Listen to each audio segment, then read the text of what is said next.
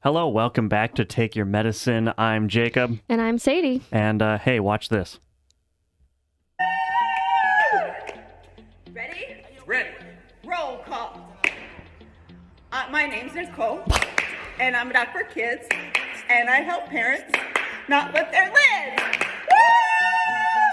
Woo! Ready? Ready. Roll call. I'm Dr. Todd. I know the tricks to keeping kids from getting sick. Woo! Oh my God, Todd!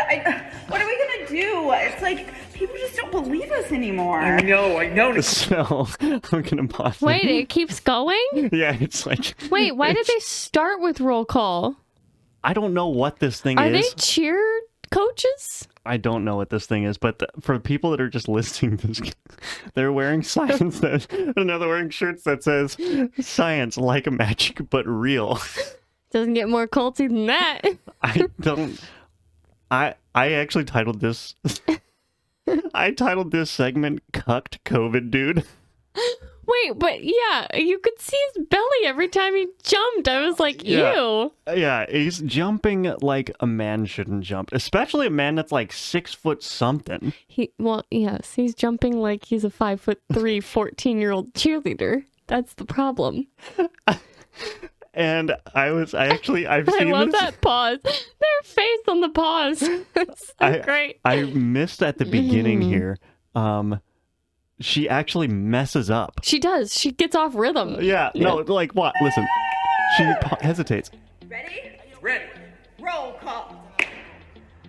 My name's Nicole, and I'm a doctor for kids, and I help. She goes, my name's Nicole. I've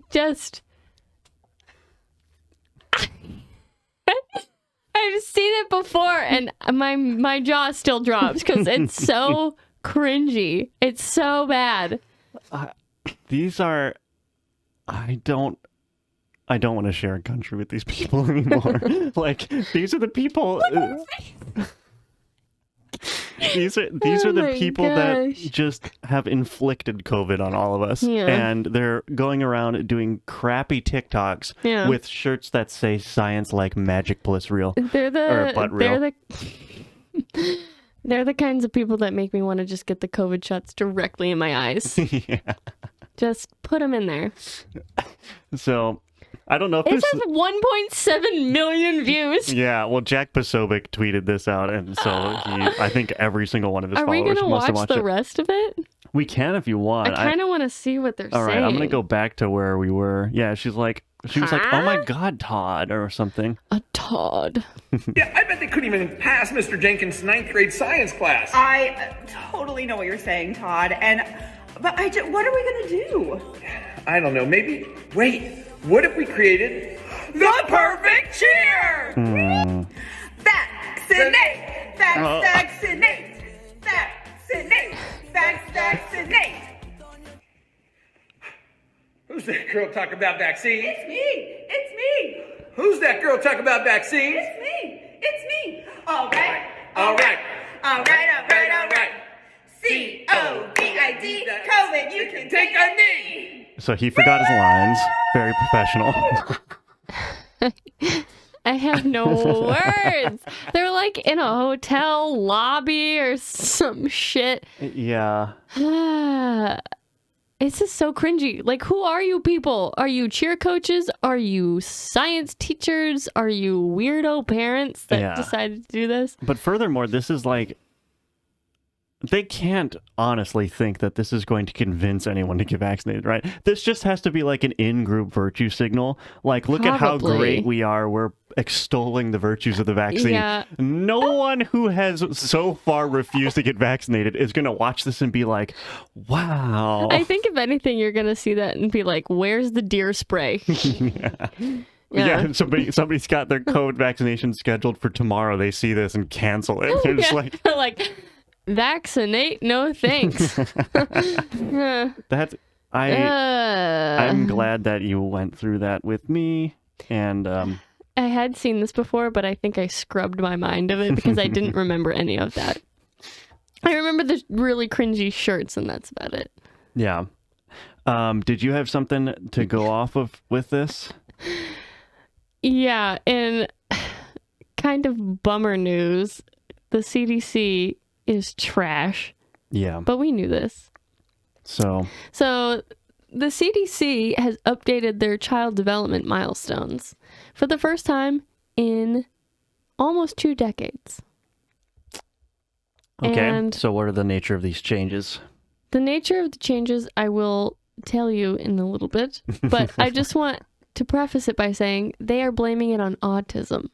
Okay. Wait. They're Oh, blaming wait. they're blaming their changes that they made on autism. And now let's read. Wait a minute. So when You there's want to guess what's happening? when there's already people out there saying vaccination generally is causing autism, after a mass vaccination campaign, they're lowering their development standards and then blaming autism. Do you want to let me read? Let me read to you what's happening. Okay. So, according to News Nation Now, the Centers for Disease Control and Prevention updated its developmental milestones for infants and young children for the first time in nearly 2 decades. The change will help make it easier for parents and physicians to identify delays that could be a sign of social communication disabilities. The guidance was adjusted by age to account for societal changes. Experts hope the change allows parents to, quote, learn the signs and act early instead of waiting until the delays become more apparent. What do you think they could possibly mean by societal changes, Jake? I guess that's the autism part. No, the masks. Oh, The masks. I see. Societal changes. I see. They don't want to say that, though. Right. The updates made with the American Academy of Pediatrics are designed to give clearer benchmarks for when children do things like acting shy around strangers, typically at 6 months, clapping when excited at about 15 months, and engaging in pretend play near 4 years. Wait a minute. I don't have any children, but do children really not pretend to play? Yeah, because they can only really think in concrete. So they don't pretend. So yet. they have to get to that developmental stage. Yeah, their I brains see. can't process that much information. And Okay. then it goes on, and this is the last thing. It was like the shortest article ever, but the agency raised the percentage of children who typically meet certain milestones from 50% to 75%, an important adjustment signifying that the majority of children are capable of certain behaviors and achievements at specified ages. The milestone markers are based on observations and include new indicators that a child may be autistic. Acoustic. The CDC also added milestones for 15 months and 30 months and clearly defined social emotional markers such as when a child typically hugs a toy, shows affection, and uses words to say, "Look at me." The developmental markers had not changed since they were first released in 2004. But I read something else too that they did not include in this. And they changed the average amount of words that children should know by a certain age.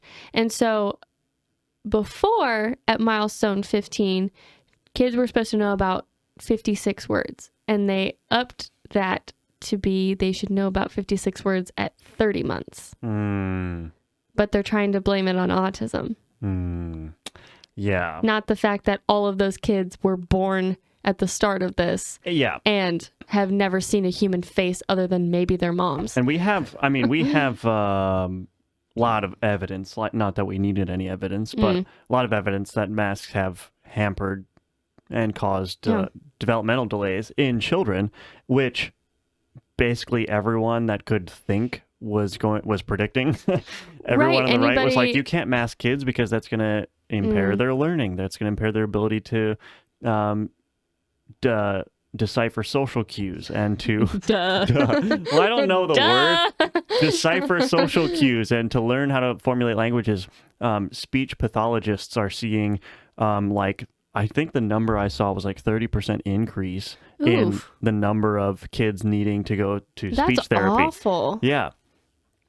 And it's like, this is... Well, one, because they can't see people's mouths, but also it muffles speech. So you also can't hear how words are supposed to sound clearly. Yeah.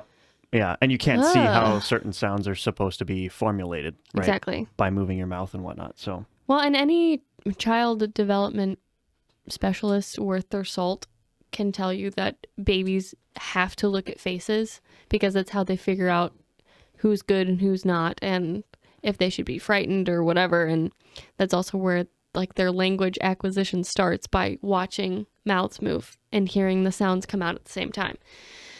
So those societal changes, man, it was really tricky, those societal changes. Yeah. Let's blame it on the tisms. Yeah.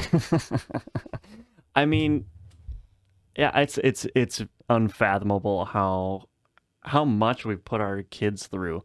And for the left wing, they like to compare us to Europe all the time in various different ways. Europe hasn't been masking their kids for a while now in schools. Yeah. So it's like the United States is an outlier in that, but it's fine to be an outlier in that regard compared to Europe for some reason. I don't understand. Like, these people, they don't have it's like they don't have any logical capabilities. It's like they're not capable of thinking rationally. They need a peer-reviewed study from some reputable journal in order to think. And it's like, it's because they're in a cult. Yeah, use your brain. You don't need an authority on science to tell you, hey, maybe covering kids' faces when they're developing is a bad idea. That should be like an obvious red flag. In that case, if you want to make a change to a societal change to kids, right? The default assumption should be that it's going to be bad for them. You should have to prove the opposite, right? You should have to prove and demonstrate that, no, this is actually safe and fine. Right. It shouldn't be starting with the assumption that this is safe and fine and then finding out later that it caused damage. That's the wrong way to do it, in my opinion. But kids are so fragile. Yeah. They're so fragile. I mean, it's really easy, I think, to screw kids up.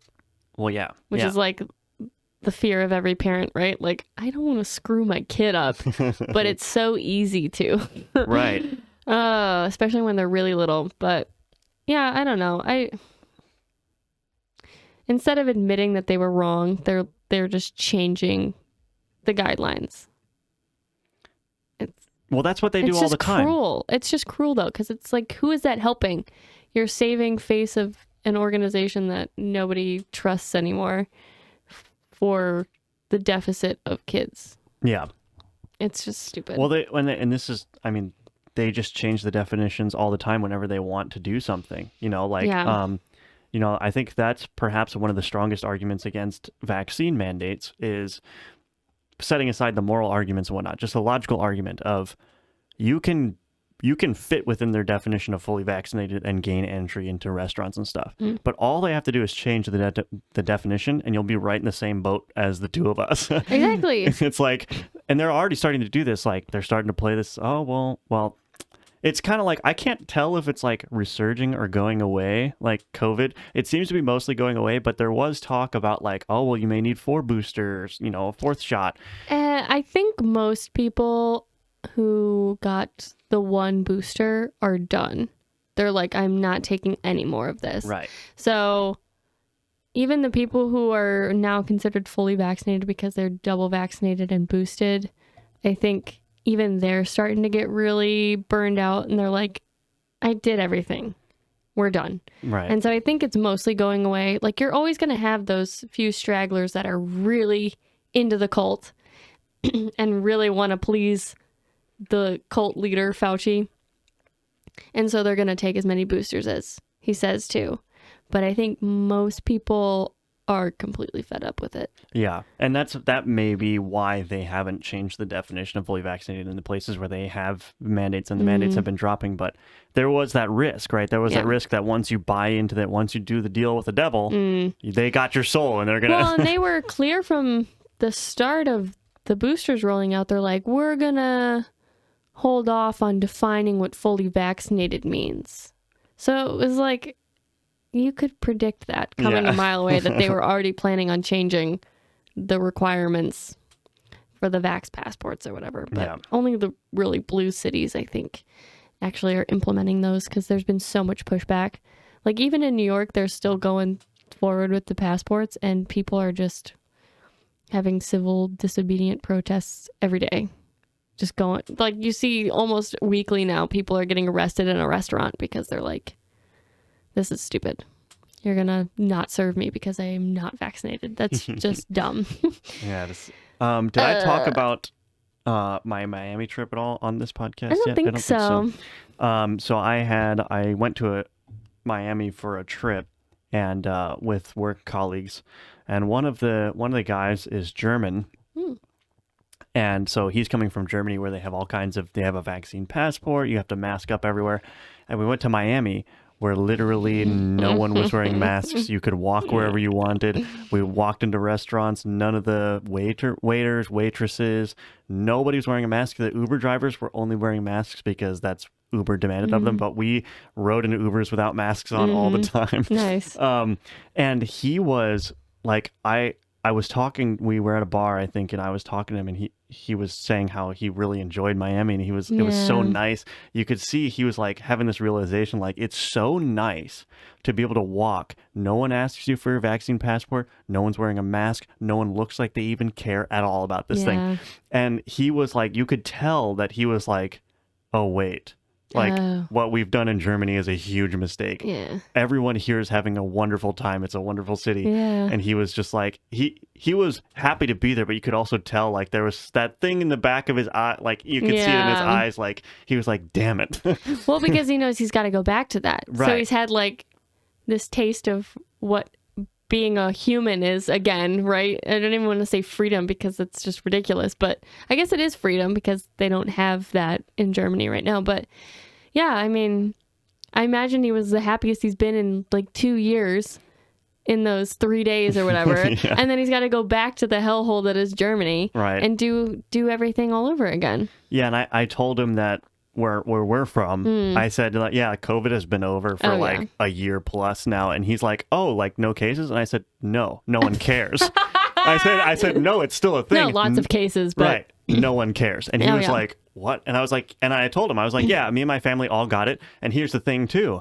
None of us got tested officially. And so none of our case counts got into the official number. And he looked at me like this was a new realization for him. Like there was millions of people in the world that were getting it and not showing up in the official case counts. And he was like, he looked astonished when I told him that, A, it still exists and people didn't care, and B, no one was getting tested.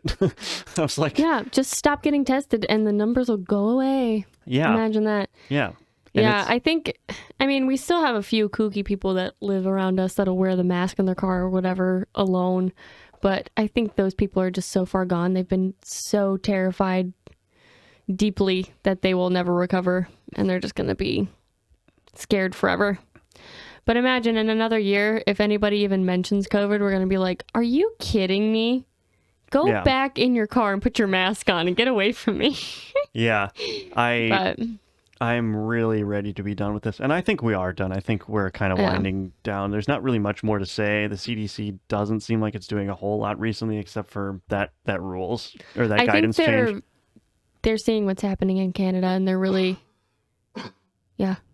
they're really worried about that happening here. So everyone's kind of like, we're just going to stop. And it also, I'm sure, doesn't help that like literally half of the states have been totally ignoring the CDC for like ever. 6 months at least.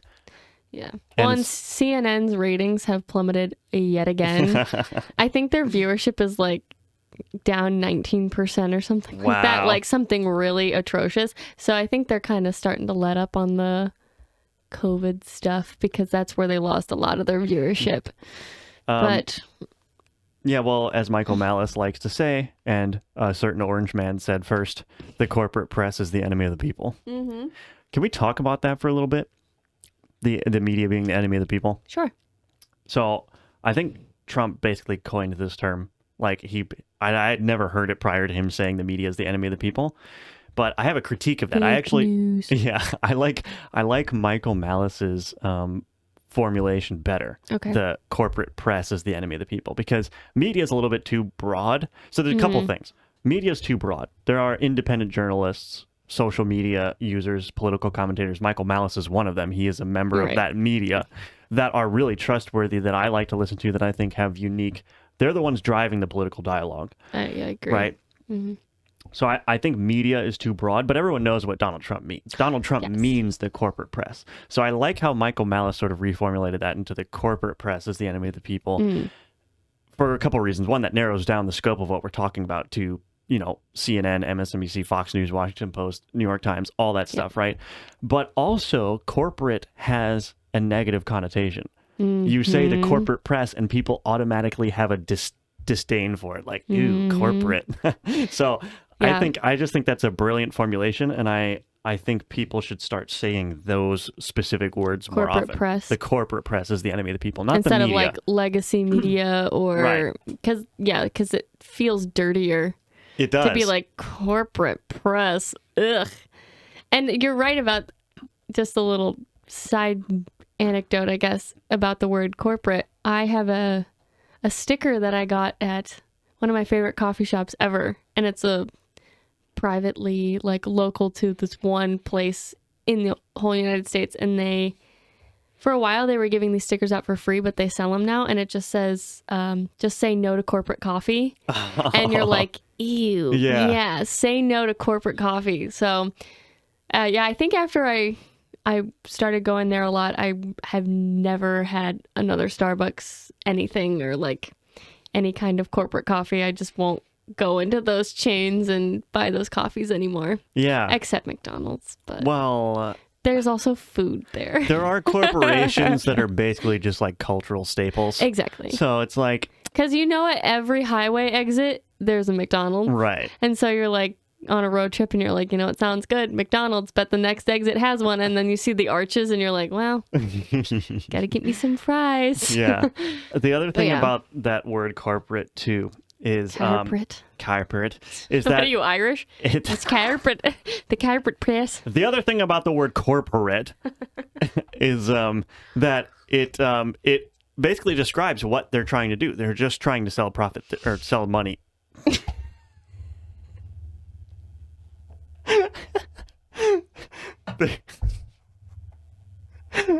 They're just trying to sell a product. I don't know what's going on today. My sides are splitting. They're selling money. They're trying to sell a product for a profit, and that's all wrapped up in the corporate word too. There's no ifs, ands, or buts about what they're trying to do. They're just trying to sell you. Anyway. Do you want to move on to this really disturbing story? Sure.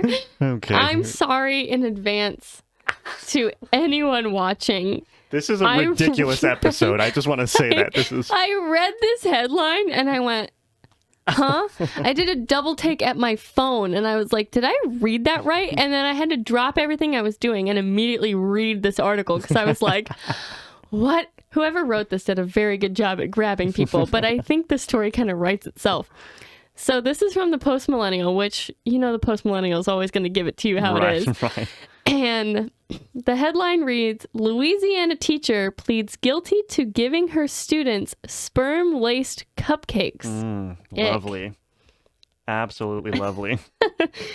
So it starts, Cynthia and Dennis Perkins were arrested in October of 2019 and later indicted jointly on 150 charges.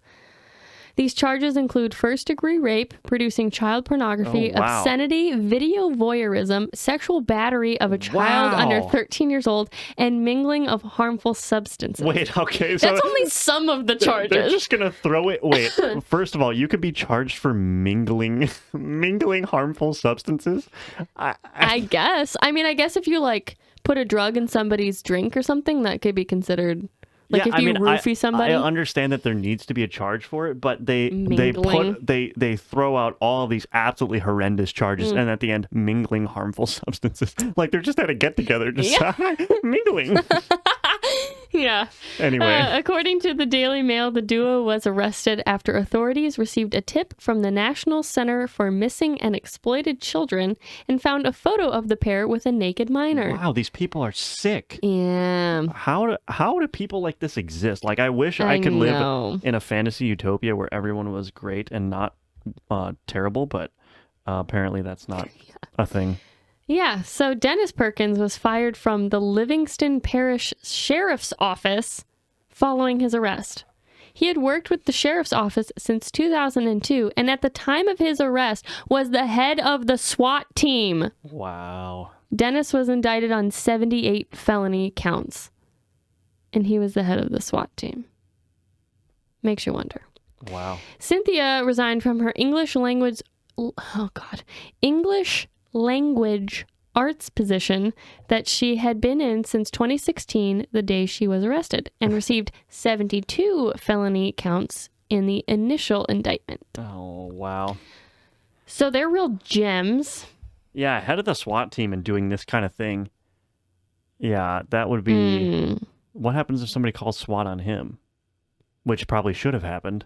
I guess whoever's next in the chain of command would lead that SWAT. Wow. You know what I mean? Yeah.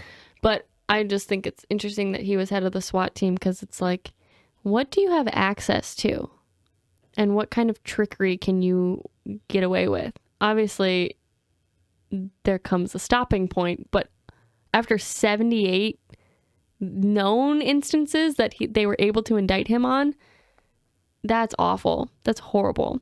So even their attorney was kind of like, I don't know what to say about this, right?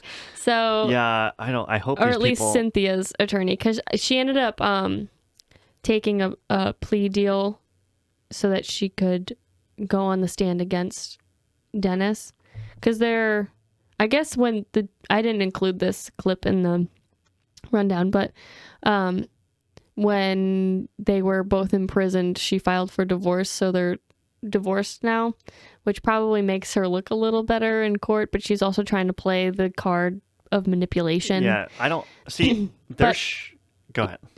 But I have a hard time believing that if she also has 72 indictment counts of indictment, whatever. What? Whatever. Counts. Thank you. 72 felony counts. But yes. The point is, there shouldn't be a plea deal. The prosecutor should just be like, we're recommending a 300-year sentence. Like, that should be, there should be no plea deal. There should be no need to testify. This should be open and shut case. Yeah. Here's the evidence, jury. We'll recommend 300 years. Everyone on the jury would be like, yeah, got a firing squad instead? You know? Or you got the gallows built out back? Right. Yeah. Like, but I guess, what is a plea deal? What's this supposed to be plea deal? Well, because they want her to really air out Mr. Perkins' dirty laundry, I guess. Yeah, but why do you need to do that if you throw them both in jail for 300 exactly. years? I don't know. But this is the way our court systems work. I guess anyway, so Cynthia's attorney, James Spokes, said the plea deal was the best possible outcome. We weighed all the options and available information, and considering the circumstances, we really feel as though this was the best decision. Spokes said. That's him going, I don't want to touch this. Yeah, considering the available information and circumstances. AKA, I don't want to represent you. Yeah. He went on to say, Cynthia decided this was in her best interest. She feels a lot of remorse over what's happened. We side with her when she says this was the best decision she could make at this time. Wow. I don't think she feels remorse, though. Yeah, wouldn't 72 counts, you'd stop after the first one. Right, if you felt remorse, you'd stop after you did the first thing wrong, and you'd still deserve, a 100-year sentence. This clip I just labeled gross in our notes app. The pair has also been hit with 4 lawsuits that accuse them of feeding baked goods containing Dennis's semen to Cynthia's class at Westside Junior High School on 2 separate occasions in 2018 and 2019. What is wrong with these 4 people? Lawsuits. What is wrong with I people? know. Why It's do people like this gross. exist? I am worse off for having been exposed to this story. You're welcome. I have I Thank the post-millennial. I don't like this world. I don't like it. And then the last little bit that I could stomach to subject you all to. In one suit filed last May, parents of a student alleged that Cynthia showed the girl inappropriate images and that she also photographed and videotaped the minor.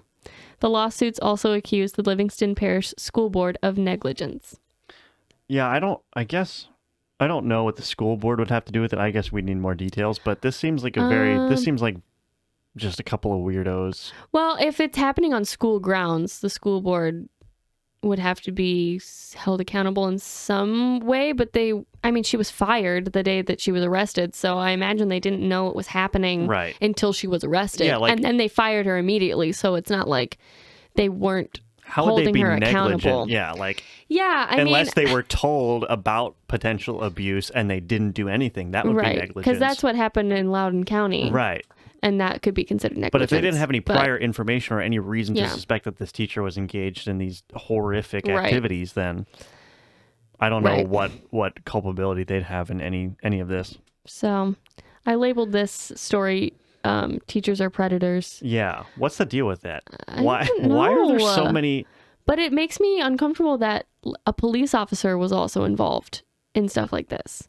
Like Yeah. these are your civic servants? Civil servants? Yeah, civil servants. We're having a rough time. Oh God, it's a rough day.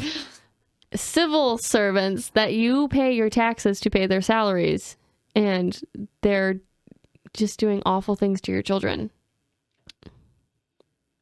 I'm I'm speechless. We live in a society. We live in a society. Yeah, but why are there so many like these stories about teachers being predators come out all the time? I guess it makes sense because if you're a predator, you want to place yourself where there's the most victims. I guess. And I think that's another reason I have a hard time believing that she feels any remorse, because she was at that school since 2016, or at least a teacher in the district since 2016.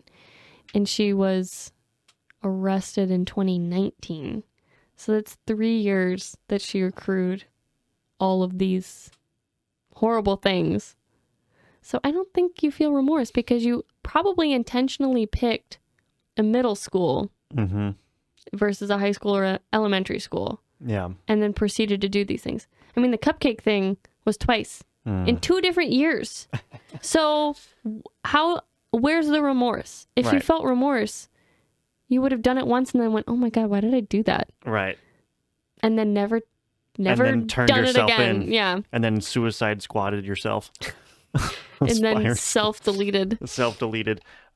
Between this and like all of the gender stuff being pushed in schools, like I don't know, if you're a parent, it's hard for me to see a reason why you'd keep your kids in public school. Like it's everything, right? It's the school closures, the Zoom schooling, the masking of kids, the seemingly increased rates of abuse that are happening, or at least it's being more exposed.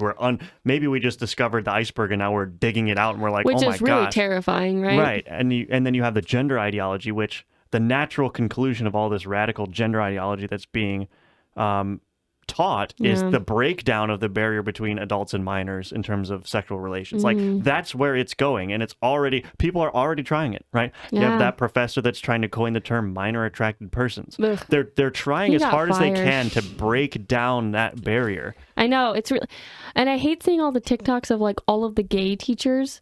It's like, why? You don't need to tell your students who you're sleeping with. Right. They don't need to know. It's not appropriate at all. I mean, I guess it's different if you're married, because then you could say, my spouse or whatever. Yeah. But if you're single and gay and a teacher, don't talk about it. Right. Don't talk about it. There's no need to. You don't even need to bring up your spouse. You're there to do a job. Right. Your kids don't need to know anything about you. That's true. Yeah, I would say, it's probably more appropriate for teachers to keep all aspects of their personal lives private. The only things they need to know about you are anything that pertain to the subject that they're teaching. Right. Like if it's an English teacher, the only personal thing you need to know about your teacher is if they enjoyed a book or not.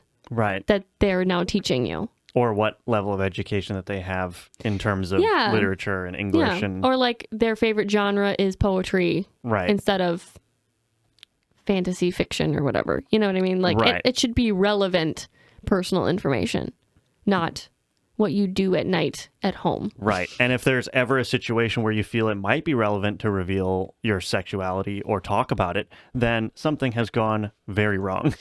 Yeah, your curriculum is structured completely inappropriately. Like even in health class, like, you learn the basic anatomy and biology, but I don't think that discussions about sexual morality should be brought up in that context either. I think I think you should purely talk about the mechanics of that process and then just leave it at that. You don't even have to say oh, it's best if a man and a woman get married and that's the only acceptable thing. You don't have to say that. You can believe that, but you don't have to say it in a classroom. You don't have to bring up the fact that there's homosexuals. You don't have to bring up the fact that there's they thems. You don't have to do any of that. Just show the mechanics, show the biology, educate the students on the actual scientific realities, and then that's it. Leave the morality for home life, for religion, for whatever. Yeah. Like, you don't need to go into that in a school setting. I think that's the reason so many people, especially on the right, are against sex ed in schools, is because the curriculum doesn't allow for the morality piece to be left out. Like, it's not just the biology, the mechanics, because you do get into discussions of stuff like that. And maybe that's because the students ask those questions, but then maybe it'd be a thing to just say, ask your parents. Right. Or you have Google. Yeah. Go look it up yourself or something like that. Especially kids nowadays, like, they know how to look stuff up. They're probably not going to ask their teachers anything in health class anyway. Probably not their parents anything either. Yeah. But, you know, I mean, kids ask weird questions. So if it's not something that is appropriate for health class, even, you can just say, I'm not going to answer that. Ask your parents. Right. Ask Google. Something, you know. Right. But because you're not just answering that kid's question in the class, it's something that is heard by every student. So that makes it tricky too. But yeah.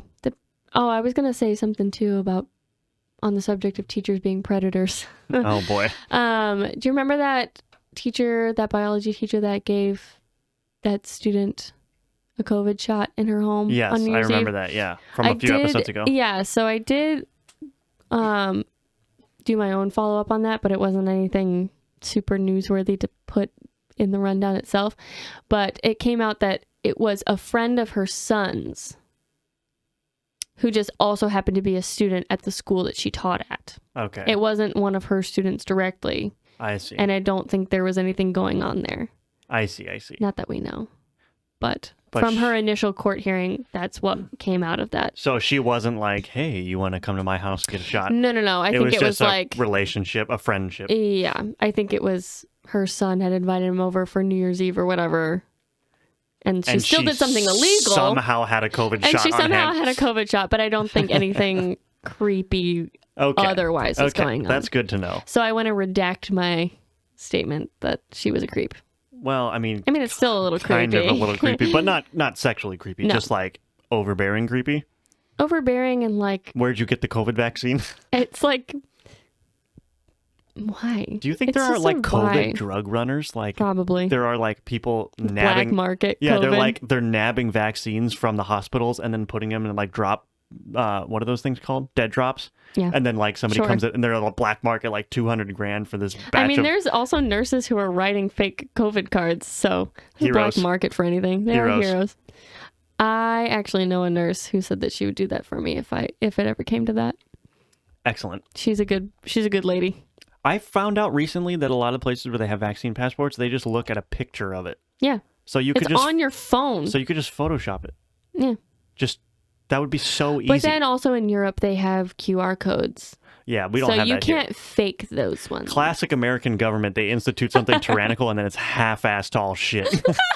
It's like, yep, we're going to force vaccinations. How do you want to enforce it? I'll just show us a picture. It's like, what? This is how that's the white pill. These people are so incompetent that they can't even do tyranny correctly. Yeah. They can't even New York does have an app, but that's not like the singular thing. You can use any form of you can have the physical card, you can have a picture, easily doctored. Had to do the app thing because so many people threw their cards out after their first vaccine because it didn't fit in the wallet. That's how stupid they are, right? They didn't even make it like a business card size or like the length of a bill so that you could actually fit it in your billfold. And so people were like, this is an odd shape. What am I supposed to do with this? And they lost it. They threw it away. And then when it was like, no, you got to go get your second one, they're like, oh, shit, I threw my card away because it was so stupid. And the second ones weren't like coming out yet or whatever. How's that for a white pill? They can't even do tyranny correctly. They can't even do it right. It's so funny. I think it's so funny because a lot of people were like, oh my God, I threw my vaccine card away. So they had to go to the app or whatever. I think that's so funny. It's very funny. Because I loved watching pictures. What year is it? 1920? You can watch a picture. I went and watched a picture today. Oh.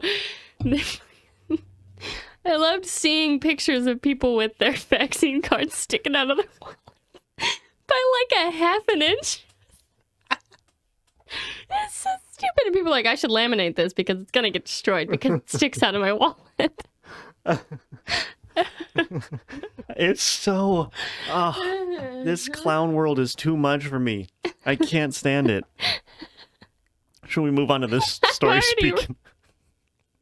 Why are you reading that? So, there was a story we covered a little while ago about a woman claiming she was virtually groped in the metaverse.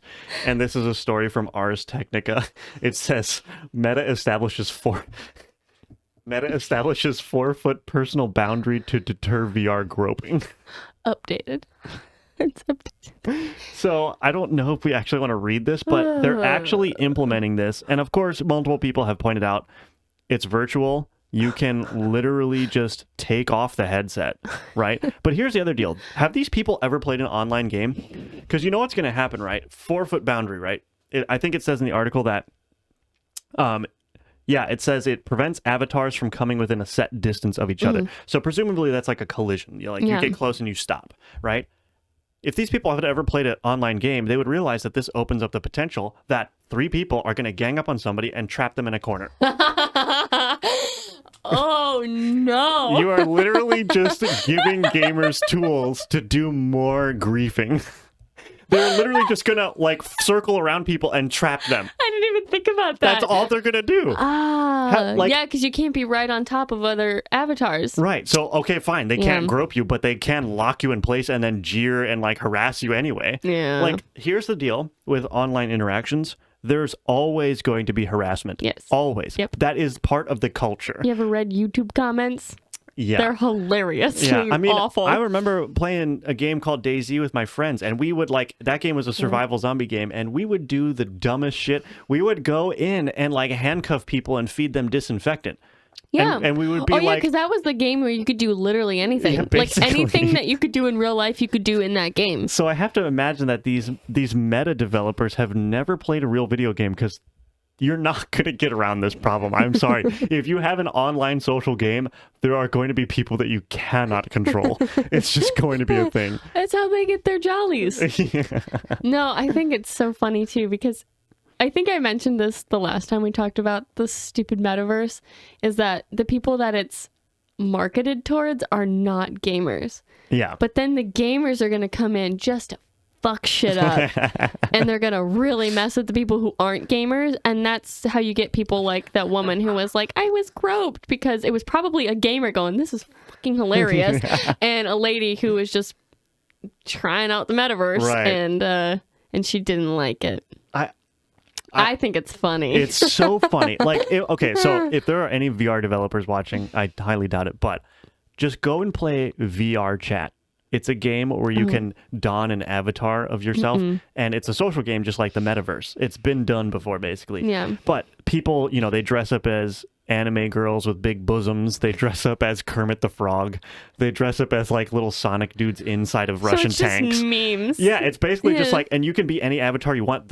You'll see SpongeBob running around, and then Kermit will jump off a building, and it's oh my god, that's hilarious. And then everyone's got there are dudes, fat 400-pound dudes who dress up as anime girls, and then people do that. They grope. They they'll be tiny avatars, and then they'll go under the skirt and my look god. up. It's just the most depraved. Yeah. If you want to see everything that VR enables people to do, just look at that game. You won't be disappointed. It's the Wild West of the internet making a comeback. And you're not going to control it. You're not going to control it because the metaverse is kind of a cool idea, but the internet has no social rules like real life does.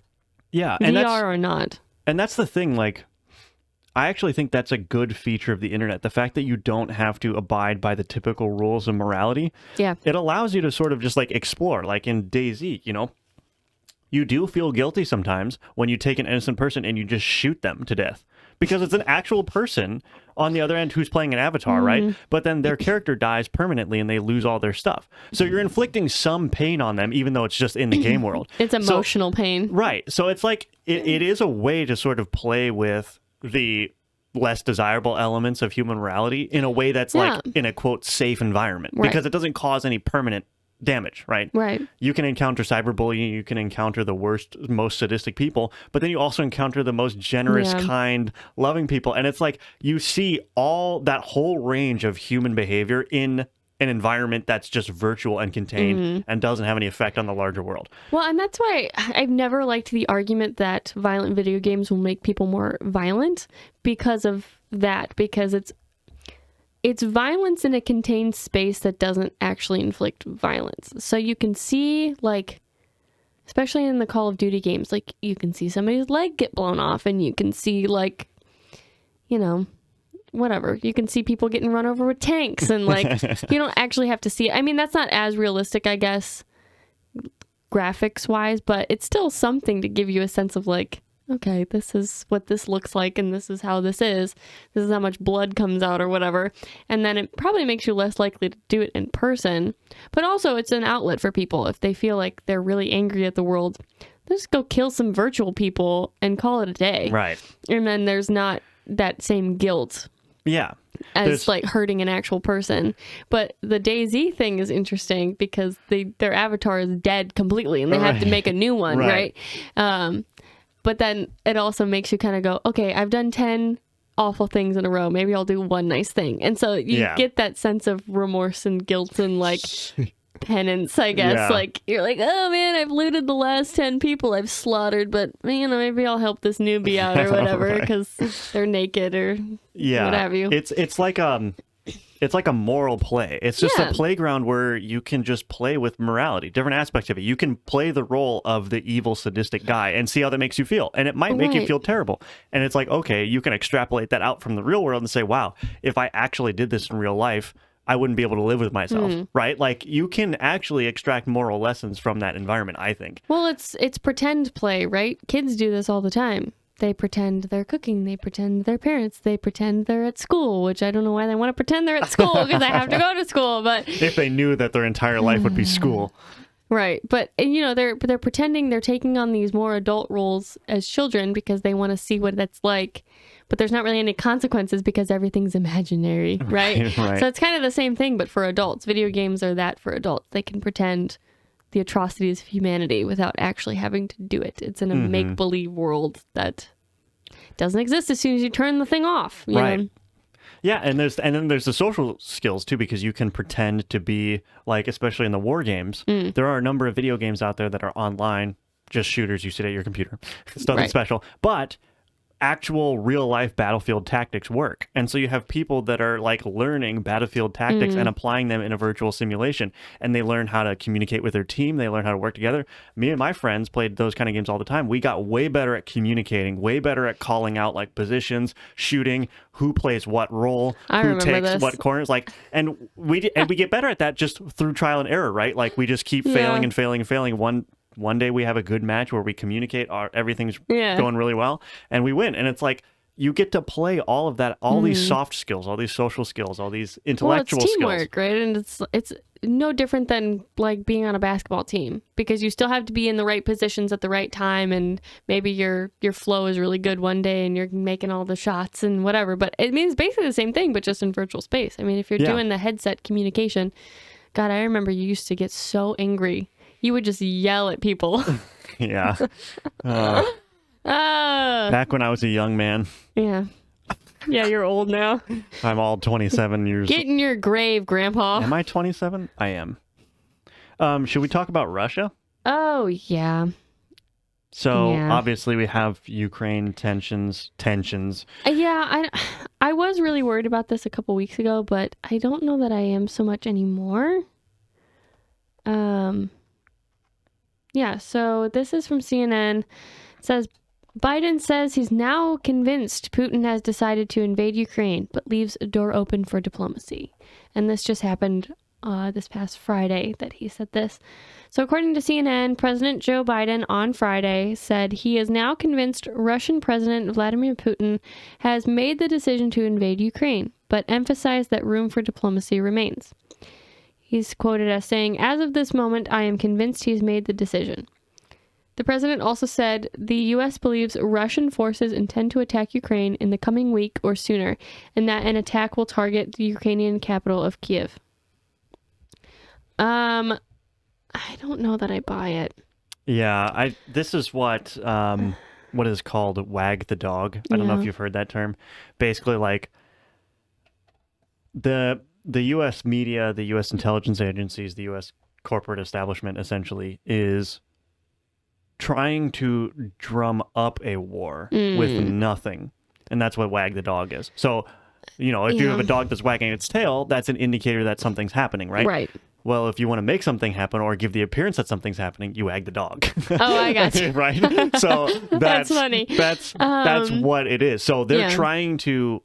This is the argument that's being prevented. Obviously, I don't know what the truth is, but I have a deep suspicion that they're wagging the dog, that they're trying to drum up something for some reason. I think the U.S. media is running right now a disinformation campaign on behalf of the U.S. government for some reason. I don't know why. Yeah, I don't know why either. And I think if they had been smart about this, which they're not ever smart about anything, they would have done this wagging the dog like 2 weeks ago when news was first really starting to pump up that like Putin had moved troops to the border and stuff. They should have really been pushing it then. But now that things have already kind of cooled down and there's already been a lot of diplomatic talks between Putin and Ukraine and NATO and everything, I think it's kind of silly now. Like the major heat has already fizzled. So there's I think there's residual heat, but not really. Yeah. Not any more than there was like a year ago. Because Putin's always going to want to take Ukraine. Like, that's his thing. That's his next goal, I think. Yeah. I don't think it's a matter of if he will. I think it's a matter of when. I just don't think it's now. Yeah. If that makes sense. Yeah, it's hard for me. And, speaking as a layman, I don't know anything really all that much about foreign relations, but if it's hard for me to figure out why this is relevant, then it's got to be hard for the rest of America. Like, I've been trying in good faith to figure out A, why Putin now would want to take Ukraine, and B, why the U.S. media is so concerned about it. Like, what are the United States interests in Ukraine? Are there any? Do we care if Putin takes Ukraine? So. It's not like they have any natural resources that benefit us. Right. And Ukraine is a corrupt shithole of a government. So it's like they're not, I mean, Biden knows about that, but they're not a democracy, really. No. They're kind of authoritarian, just like the rest of us. They're not, I can't see any reason why they'd be in the U.S. interest to protect. Yeah. Other than some vague neoliberal, democracy. We have to preserve democracy around the world. That's not a good reason, though.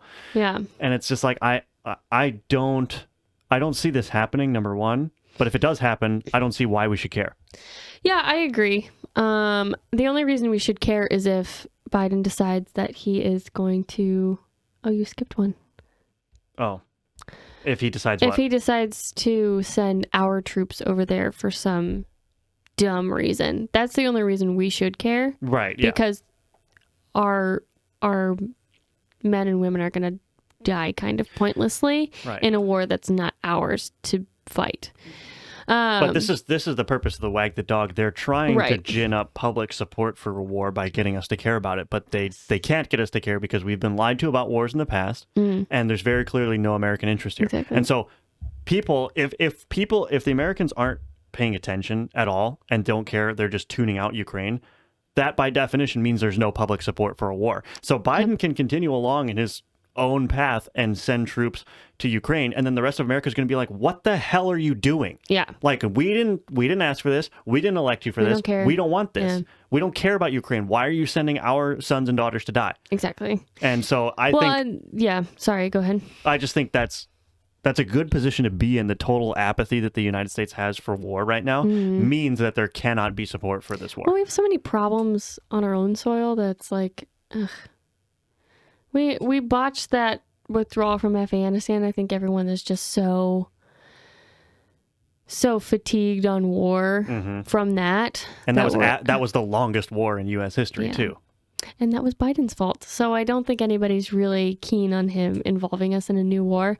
But this little clip I labeled "He Knows It's a Farce," because this paragraph is basically admitting about the wag the dog thing. Okay. So throughout recent days, the Biden administration has publicly disclosed several intelligence details on Russian movements, which is a real red flag, because if Russia-Ukraine tensions were actually high and war was actually imminent, we would not actually be publicizing intelligence information, right? Yeah. Because that's currency in war. You want to keep that close to your chest. You don't want to just publicize that. Right. So, and I have something to say on this, but we'll read through the rest of it first.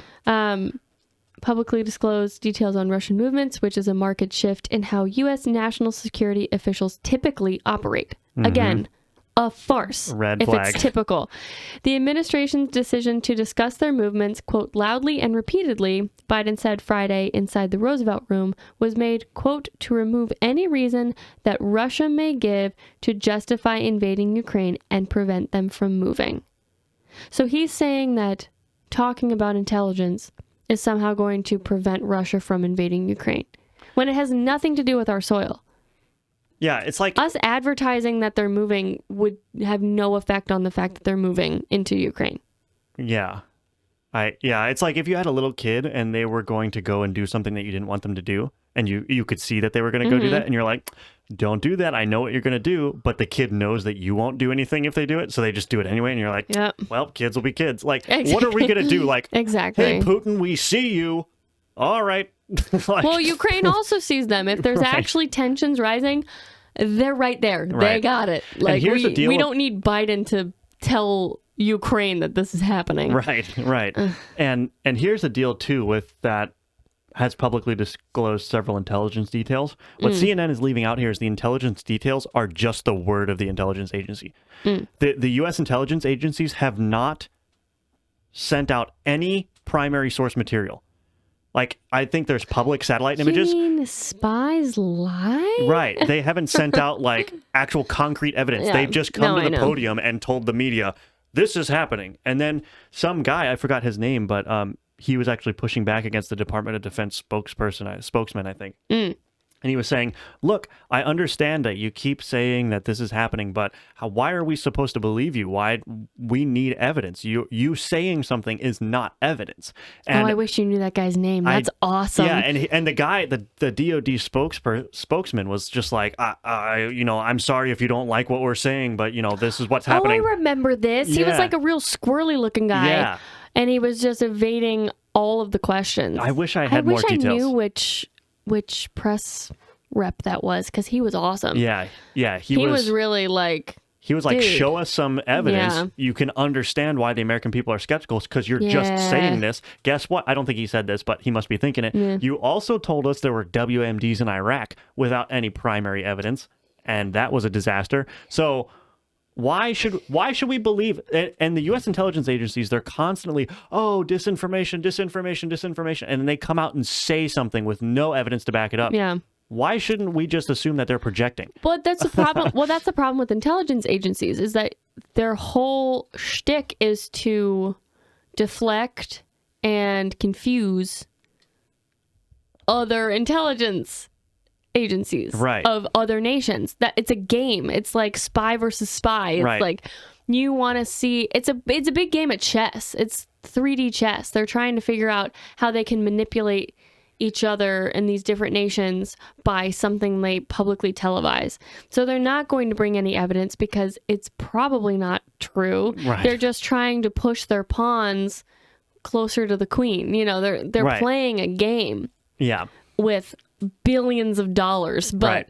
it's still a game. I mean, And the game is at all levels. It's about, logistics, troop positioning, but also like you're mentioning, like the psyops. Like Yes. how do you manufacture the correct public sentiment in the United States, but also in Ukraine and also in Russia, right? How do you demoralize the Russian public and amp up the U.S. public? And the Russians playing the opposite. Right. How do you discredit the U.S. media? How do you do all this stuff? And especially with social media, like, we're probably getting manipulated so many times a day without even realizing it. It's like we live in an era where you cannot believe anything that anyone in authority is telling you. No. Like, the default assumption should be that you're being lied to, right? exactly. And that's why I really don't, especially because Biden is so particularly incompetent, probably because he's demented.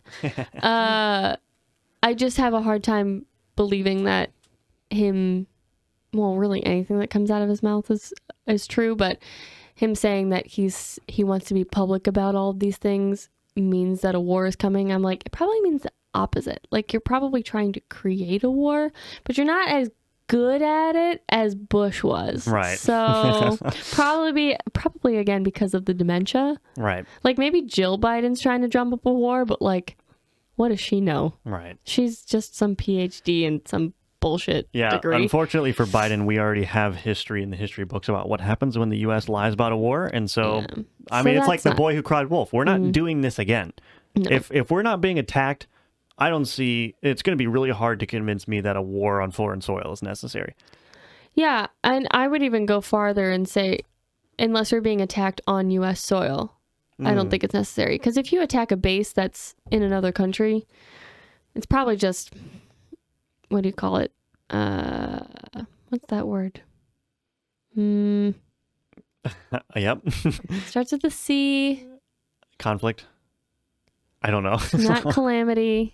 Collateral damage? Yes. It's probably just collateral damage because it's a U.S. base in another country that's probably the one being targeted. And the bases are smaller. So that doesn't really justify a full-fledged war if a base is attacked. Right. Maybe some smaller troops get sent to help repair and support that thing. But unless we get another Pearl Harbor situation, we have no reason to go into a big war. Well, that's, Trump had good instincts on that because Iran was, wreaking havoc on various U.S. operations. And so Donald Trump was just like, well, we'll just take out their commander, their general. I forgot what his name was, Qasem Soleimani or something like that. Took him out. And it was like, that's exactly what you're talking about. Like, you have a foreign nation that's causing havoc, either directly or indirectly. You hit them. You throw a punch at them as a warning shot, as deterrence, whatever. No need to go a full-fledged war. And that's that, you know. And that's how operations should, if you're going to conduct operations internationally and in foreign lands, that's how it should be. It should be very contained and very restrained, right? We shouldn't be launching, either outright defenses or outright invasions of other countries. And that's why we have a National Guard. The idea is that you send smaller amounts of troops to do smaller missions, right? So you're not sending your whole army. I mean, and they rotate through, it's like this National Guard troop is going to go do this thing and then the next state has one, and then, but I see. Okay. I don't know. Do you want me to keep going? Yeah. Okay. But the claims by the Russians simply don't make sense, Biden argued, saying, quote, "It defies basic logic to believe the Ukrainians would choose this moment with well over 150,000 troops arranged on its borders to escalate a year-long conflict." So he's referring to the fact that the accusation is that Russia is going to do a false flag attack as a pretext for an invasion. Right. And so the argument that he's making is that, why would the Ukrainians attack the Russians with 150,000 troops stationed on their border? Like, because a false flag is basically like Russia would accuse Ukraine of attacking them so then they can go in and attack Ukraine. And I get that, but also if this has been a year-long conflict, why are we so quick to assume that Ukrainians are not ready to take up arms and defend what is theirs?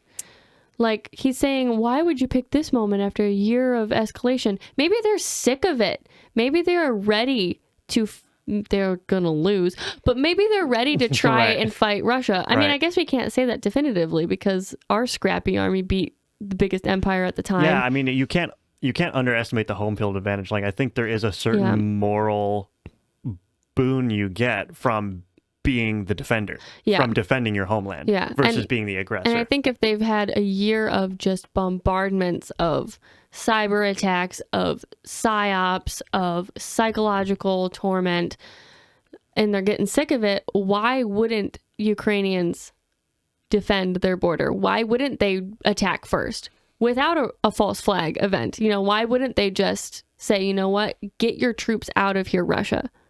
Yeah, that's true. I don't know why that's such a hard thing to believe. He's like, it defies basic logic. It's like, what do you mean? That's just because you have no sense of patriotism at all. Right. But the Ukrainians probably do, even though their government is trash, but ours is also trash. So it's like, at least they have the gall and the gumption to defend what is theirs. I don't see how that defies any kind of logic. It's just because we're not involved that somehow it's a problem. Yeah, that's a good point. Yeah, It didn't make sense to me. it's just more reason to just but just like not be involved. Yeah. What they need to do. I'm not necessarily opposed to selling Ukrainians weapons like we have been doing, but I'm definitely opposed to any direct U.S. involvement in the defense of... I mean, we just don't need a war right now. Right. Yeah, I don't... Because I don't any want that. war that we get involved in is going to become a world war. Against Probably. Russia? Although I did see something interesting. I think we had mentioned before, last time we talked about this, that there was a potential that, the worst case scenario would be China decides to invade Taiwan at the same time that Russia invades Ukraine. And then it's like, well, what do you do in that situation? But I saw an interesting article today from a Chinese journalist based in Beijing. I don't have it here, but this Chinese journalist based in Beijing was basically saying that China does not support Russia's invasion of Ukraine. Interesting. Which I thought was really I feel like weird. that's just propaganda. Well, it could play into that. Yeah. But as far as I'm aware, that's one of the few things that, and then there's the layer of plausible deniability, right? This is a Chinese journalist writing about how China feels about a thing. And it's not like she's from Hong Kong, where, well, I guess they're not very But my free point anymore, is that but... that's not an official Chinese government statement, so they could always just do whatever they want anyway. But I think the Chinese are really good at using their state-controlled media to put out feelers and opinions before they take an official government stance. And so I think. I either that's an indicator that they genuinely are opposed to that and they don't want that to happen, or it's a version of psyops. Well, and even if, she's not necessarily a state journalist, but that doesn't mean that they won't censor her still. Well, I mean, if she's based in Beijing and writing for a Chinese outlet, then I'm assuming that it's basically an arm of the CCP. Well, that's what I mean. You were saying she could just be writing this and then the government's going to do whatever they want anyway. Right. But I don't think they would let her publish anything that they didn't approve. That's what I'm saying. Yeah, it's the plausible deniability. She's pushing a CCP message, but they can always just eject that opinion if they want because it's not associated with the official party. Yeah, it's not associated with the official party apparatus, right? Yeah, I feel like that's probably more of a psyop than truth. Because I have a feeling there's a lot of backdoor dealings going on between Putin and Xi Jinping. I'm sure there is, yeah. And especially, I don't want to see my theory play out, but I have strong inkling that that's kind of what they were going for. We're both going to just invade these smaller nations at the same time and see what happens. What's the U.S. going to do kind of a thing? And then, even though they're not really allies per se, this is an agreement. Right. We're just going to do our own separate things, but simultaneously. And that's going to be good enough for us because what we both get out of it is the U.S. doesn't know what to do. Right. I mean, they have a mutual adversary, which is the United States. Exactly. So that kind of makes them, allies in some respect, right? And I think this is the part about U.S. foreign policy that I can't wrap my head around, which is I don't understand what the fascination is with Russia. They're such a tiny country in terms of their economic output. They're corrupt. Their nation's ruled by oligarchs and authoritarians. Yeah. They're not going to be this sort of China-level economic and military threat, at least not in the near future. So I think it's just a holdover from the space race and the Cold War. But that's the point. We need to drop that because China's going to eat all of our lunches. I mean, China's going to be bigger. China has more people than Europe and the United States combined. If they have an economy to go with that, it's going to be impossible to deal with. And so, do you really want to have two main adversaries in the world, or do you want to say, hey, we're going to take a strategic different direction. We're going to do anything that we can to become friendlier with Russia. We're going to do everything that we can to keep India as an ally. Yeah. And we're going to tighten all the screws on China all in unison. Well, wasn't Trump trying to become more of an ally with Russia? Yeah, but then he had the Russian puppet thing, that Russia gate for 4 years. So anything he tried to do to be friendly with Russia just looked like he was in their pocket. But he had the right idea, though. because Putin liked him. Right. And he denied all of the Russiagate stuff because it was not true, as far as we know. I don't know. Well, I think that the Russiagate stuff, I mean, it was largely perpetrated by the Clinton campaign. Yeah. But I wouldn't be surprised if Russia was amplifying that message in the United States. Because Russia might not have been a perpetrator of it. But once this destructive narrative was out there. Anything to divide the nation, they're like, cool. Right. But Putin and Trump were still relatively good pals, I guess you could say. I mean, they were very diplomatic. They had a very strong understanding of how this was going to go, and tensions with Russia pretty much ceased during his presidency, and now we have this. So everyone wants to make him into the big bad evil villain, and I think he just is trying to run a very traditional conservative nation, and we should just let him do that and ignore him. Yeah, I mean, I don't know. Like I said, I am not in favor of any nation invading any other nation for any reason, which is why I'm okay with the U.S. sending arms to Ukraine. But that's where it stops. You know, if Russia's going to do it, then we've armed the Ukrainians. They'll put up a good fight, and maybe they'll win, but maybe they won't. But that also has some benefit to us because that's income for us. Yeah. If they're buying weapons from us, You know, if the military-industrial complex is going to be a thing, better to just sell the weapons to other countries for their own defense than to send us into war so that we can make Raytheon rich. Like, if we have to have one of those two things, I'd rather just sell all of the weapons to other countries. Yeah, why not? I mean, we don't need to be involved directly. Right. Why waste our American lives on something so stupid? Exactly. Which is how I felt about Afghanistan, but... Did you want to read this last part? Not really. Okay. It basically just goes on to say that there's diplomatic talks happening between all of the U.S. allies, and it's, Kamala Harris is supposed to meet with the president of Ukraine, and we all know that she's a cow, so nothing's going to happen there. But, yeah, it's all it just went on to talk about peace talks, but I just don't think we really need to be involved at all. Cool. Is there anything else you want to talk about?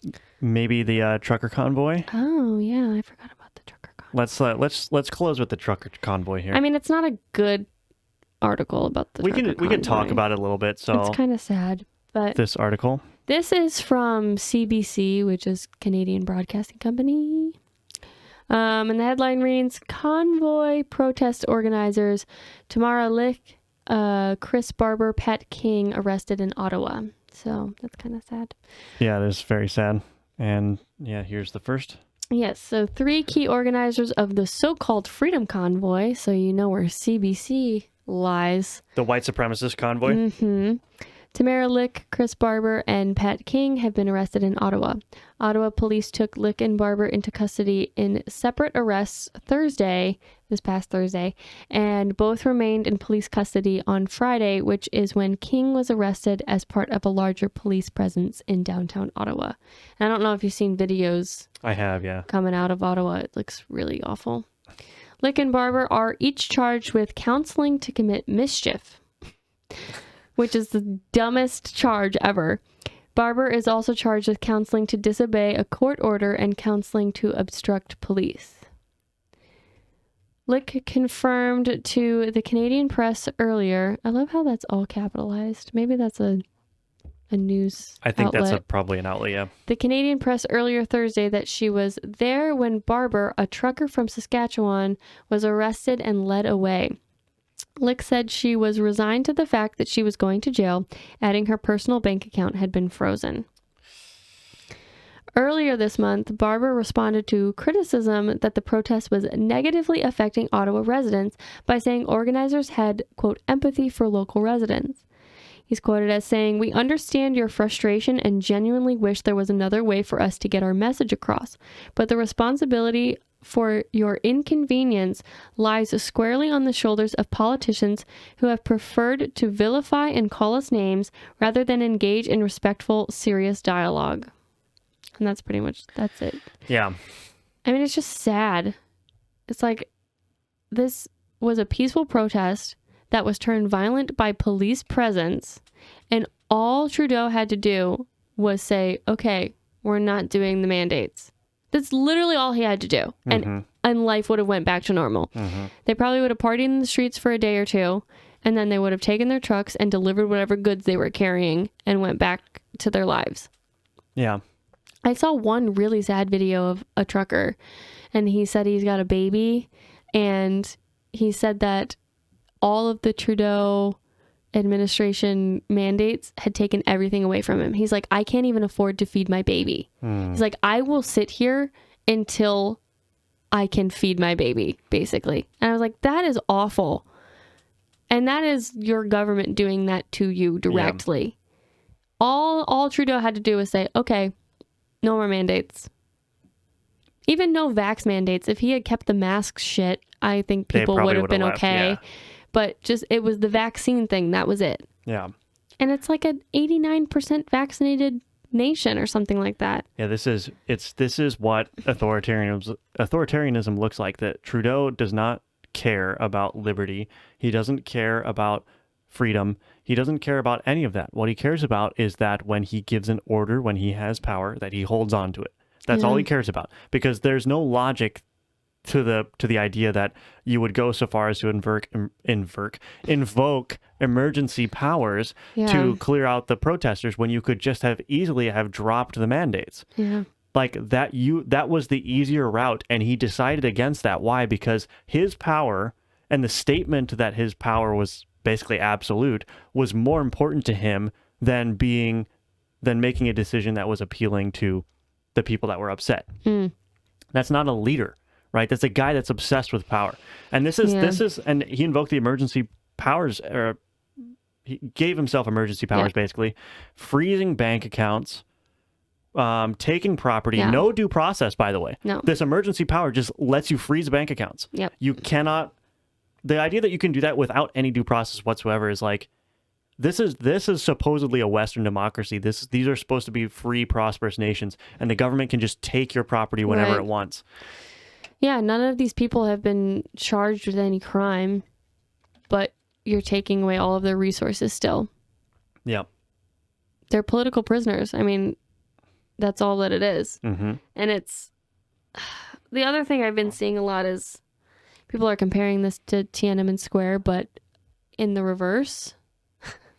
So they're saying that the truckers are like the tanks. Oh, I see. And all of the people who conform are like the college students who got run over by the tanks. And it's like, you have that so backwards, because the students in Tiananmen Square were fighting against their government, not for their government. The truckers are fighting against their government, and you are fighting for the government. Like, there was some artist renditions of truckers and people standing in front of the trucks and stuff. It's like, this had not become violent until the police started tear gassing the crowd and hitting people with their batons. Yeah. That was the only time it became violent. They didn't burn anything. They didn't trash anything. They've been very respectful of the streets. They just don't want to move. Right. Until they get what they want. They want to be able to live in their country freely without having a medical procedure mandated. That's all that they want. That's such a basic thing. Yeah. And if this is where democracy is going to take us, if it's just going to take us into an ever-increasingly authoritarian hellhole, I want nothing to do with democracy. We talked about this a little bit last time about how democracy is just a mechanism by which you make decisions at the public level. There's nothing inherently good about democracy. There's nothing inherently good about democracy, especially when you can subjugate people at will. Yeah. It's awful. That's if you have a democracy that can give one guy the power to freeze bank accounts, I don't want anything to do with that system, period. I mean, that's just dictatorship. I mean, that has, that you've thrown democracy completely out the window at that point. Because if he can sign a piece of paper that says, I give myself all these powers, what? It should have to go through other systems of government. Like in Canada's case, the parliament should have to vote to give you those powers. You should not be able to just give them to yourself, because then it's just a monarchy. I mean, it's just the king says, so do what the king says. And I think that's probably what bothers me most about when the left wing screeches democracy. What they really mean is that when we elect a dictator that isn't aligned with us, that's bad. We need to make sure that we always elect a dictator that's aligned with us. That's what they mean. Yeah. The people that are screeching about democracy are never demanding that their Congress steps up and votes on vaccine mandates. They're never saying that. No. They're always like, our democracy is failing if the president is some guy that we don't like. And our democracy is healthy if it's a guy that we do like. And it kills me because it's like the president is only part of one branch of our government. right. The president shouldn't even be where the democratic representation is. No. That's one guy cannot represent half of the nation. That Yeah. can't happen. The president should be, in an ideal world, completely unable to make any decisions relevant to domestic policy without the input of Congress. 'Cause, Otherwise, yeah. you don't have a democracy. You just have a guy that can make whatever decision he wants, Well, however the he wants. idea of the president was just supposed to be military charge. And international relations, Yeah. head of state, like that was the Yeah, president's they're role. not supposed to really have anything to do with lawmaking or mandates or Right. powers that be. None of that. It was just supposed to be like the representative of our nation to other nations, basically. Mm-hmm. And that's it. And the representative for our military. And that's it. And now what does the And president it's do? become so inflated. It's like, I think COVID really ruined this.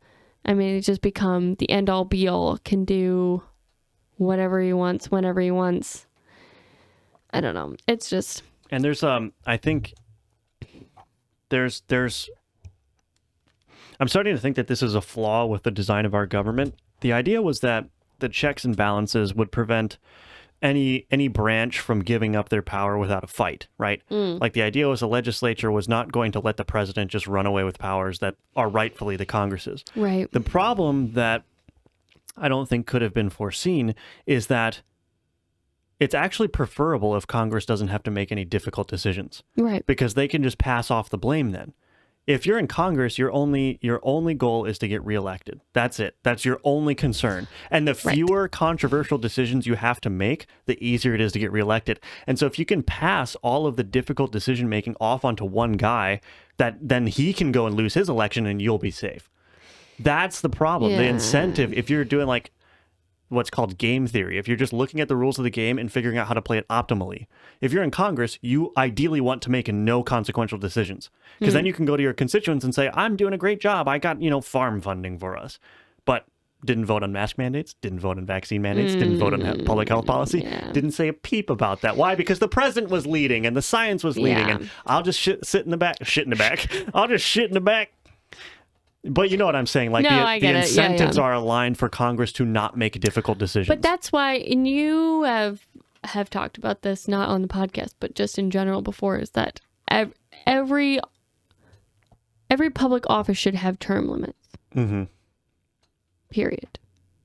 You should not be able to become a career politician. That should not be a word that is spoken unless your career in politics is going from one office to another, like totally different roles. Right. Because you've already exceeded your term limit over there, and so you're going to try your hand at this new thing, like you were a council member and now you're a treasurer or whatever. Right.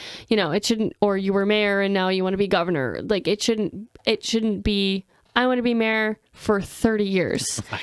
Which I don't think you can be. I think mayors have term limits, but I guess it depends on the city. It depends on the locality, yeah. But I think all public political positions should have term limits. Yeah. And after you said that to me, I was like, that makes so much sense, because all of these problems would go away if there were term limits, because you're just going to do what's going to be most effective within your term, because when it's over, it's over. Right. And you don't have to worry about doing the least consequential things to get reelected, because you can just do what's going to be best for your constituents in the time that you're allotted. Right. Or you're going to try, We see this often with retiring senators and representatives, is they will make bold decisions because they don't have to answer to anyone. And I think the most famous example is John McCain. He voted against the repeal of Obamacare. Why? Because he wasn't running for He re-election. voted against that? Yeah, if he would have voted yes, Obamacare would have been repealed, and he voted no. Damn him. That was a huge news story, but he wasn't being reelected. I think he was already starting to deal with his health issues at that point, and so he knew he wasn't going anywhere. He didn't have a Yeah. future in politics. And so he made a decision that was unpopular with the Republican base. Why? Because he could.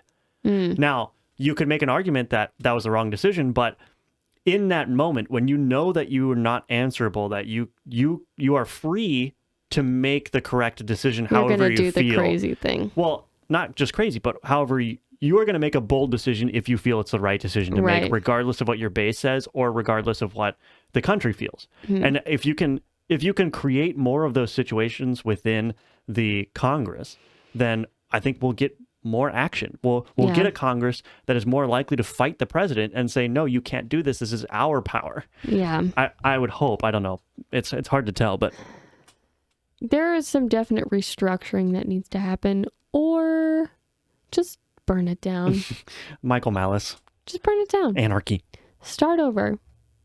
Yeah. Start from scratch. I would love to see just Go like bare bones. like I think we mentioned this before, like let's just get the states to just start ignoring the federal government. Like just when the federal government does something, your state that you don't like, your state governor should protect you from it, like Ron DeSantis did. I can't wait to get a new governor in our state and then be like, screw you, we're doing our own thing. Right. I mean, for the most part, we are, because our state Congress was like, Governor, sit down. You're not allowed to make decisions Right. anymore. And Yeah. he's another old guy who is just a wimp. And even still today, he's like, well, if I still had my emergency medical powers, we'd have vaccine mandates and we'd have mask mandates. He said that? Like 6 months ago or Oh, I see. something. He's a little bitch. But Well, I think that'll do it for this episode Yeah. of Take Your Medicine. We'll end on that note. Yeah. Fight back at the state level. Yeah. My name is Jacob, and I'm Sadie. and you can follow us everywhere. Links are in the description wherever you're watching or listening, and we'll see you in the next one. Thanks.